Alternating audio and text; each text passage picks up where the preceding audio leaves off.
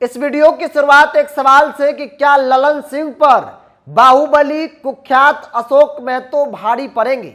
चूंकि ललन सिंह के खिलाफ मुंगेर से लालू प्रसाद यादव ने अशोक महतो की पत्नी अनीता महतो को टिकट दे दिया है और इन सवालों को अगर समझना है, जवाब जानना है तो सबसे पहले मुंगेर के जातीय समीकरण और वहां के पॉलिटिक्स को समझना होगा। नमस्कार, द इंडिया टॉप देख रहे हैं, मैं हूं आपके साथ बिरजू सिंह। बिहार में 40 लोकसभा की सीट और 40 लोकसभा सीट को लेकर एनडीए के अंदर सहमति बन गई है। मुंगेर से ललन सिंह चुनाव लड़ेंगे, चूंकि बात हम ललन सिंह की कर रहे हैं, मुंगेर की कर रहे हैं। और दूसरी ओर उनके सामने आरजेडी इंडिया गठबंधन ने अपना प्रत्याशी कुख्यात अशोक महतो की पत्नी अनीता महतो को बनाया है।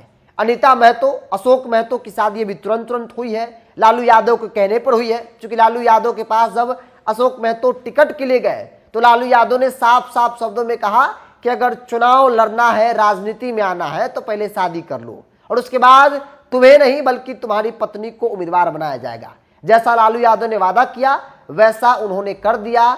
टिकट भी मुंगेर से ललन सिंह के खिलाफ अनीता महतो को दे दिया। अब देखिए, इस बात को समझने के लिए कि कौन किस पर भारी पड़ेगा, वहां के जातीय समीकरण को सबसे पहले समझ लीजिए। दरअसल मुंगेर का जातीय समीकरण कहता है कि वहां पे सबसे बड़ी आबादी भूमियारों की है, जिनकी संख्या 4 लाख के आसपास है। इसके अलावा दूसरे नंबर पर धानु, कुर्मी, कुशवाहा है, जिनकी संख्या 2 लाख है। और इस वोट बैंक नीतीश कुमार के साथ हर एक विकट परिस्थिति में रही है। मतलब नीतीश कुमार जहां जिसके साथ रहे, धानु, कुर्मी, कुशवाहा जो है वो उनके साथ रहे।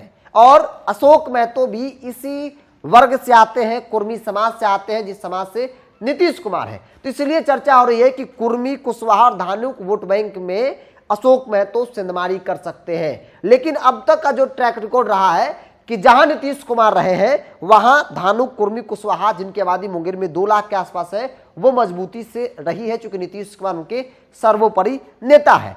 भूमिहार जिस समाज से ललन सिंह आते हैं और ललन सिंह से जो कुछ थोड़ा बहुत भूमिहार नाराज थे, अशोक महतो के मैदान में आने के साथ ही भूमिहारों में गोलबंदी हो गई है। क्योंकि जब आप अशोक महतो का जिक्र करते हैं, जानते हैं, समझते हैं, तो अशोक महतो और भूमिहारों के बीच लड़ाई क्या रही है सभी लोग जानते हैं। तो इसलिए विरोधी को देखकर जो थोड़ा बहुत भूमिहार खिसक रहे थे ललन सिंह से, जेडीयू से, एनडीए गठबंधन से, वो गोलबंद होना शुरू हो गए। इसके अलावा तीसरे नंबर पर यहां पर यादवों की 1.5 लाख की आबादी है, जो लालू प्रसाद यादव का कोर वोट बैंक माना जाता है। मतलब लालू यादव जिसके साथ रहेंगे, यादव न सिर्फ मुंगेर के बल्कि पूरे बिहार के यादव उनको वोट करते हैं। तो इसको मान लिया जाए कि यादव का वोट बैंक लालू यादव और अशोक महतो की पत्नी अनीता महतो को मिल जाएगा। इसके अलावा मुसलमानों की संख्या तकरीबन 90 से 1 लाख के आसपास है, जो इंडिया गठबंधन, कांग्रेस और आरजेडी का वोट बैंक माना जाता है। लेकिन बनिया समाज जिनकी आबादी यहां पर 1.5 लाख है, वो भाजपा का कोर वोट बैंक माना जाता है।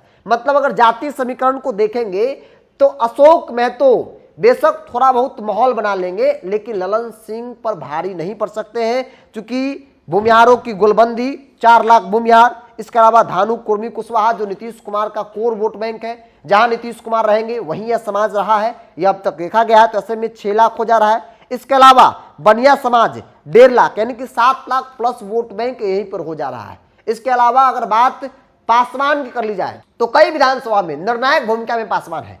चिराग पासवान इस वक्त एनडीए में है, तो मजबूती से जो पासवान है वो चिराग पासवान और एनडीए गठबंधन के साथ रहेंगे। तो इस लिहाज से देखा जाए तो ललन सिंह के लिए 24 यानी इस साल की लड़ाई बहुत टफ नहीं दिख रही है, क्योंकि उनके सामने अशोक महतो है।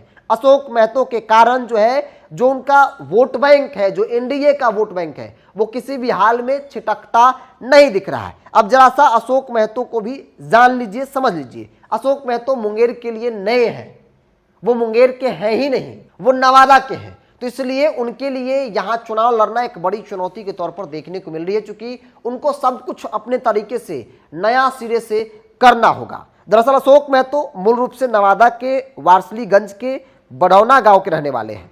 90 के दशक में अशोक महतो ने नरसंहार, मर्डर, अपहरण, छिनतई जैसे सैकड़ों घटनाओं को अंजाम दिया है।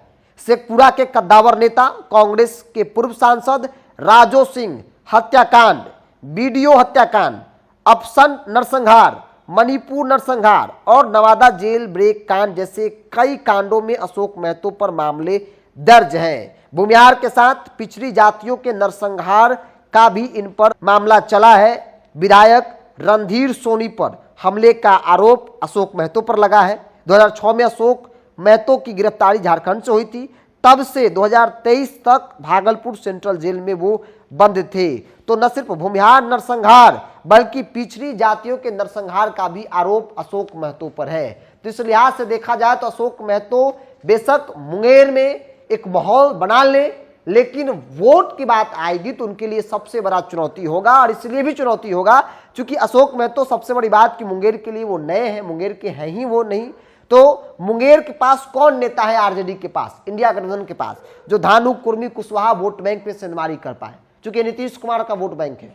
अशोक महतो के लिए कोई फील्डिंग करने वाला यहां पे नहीं दिख रहा है।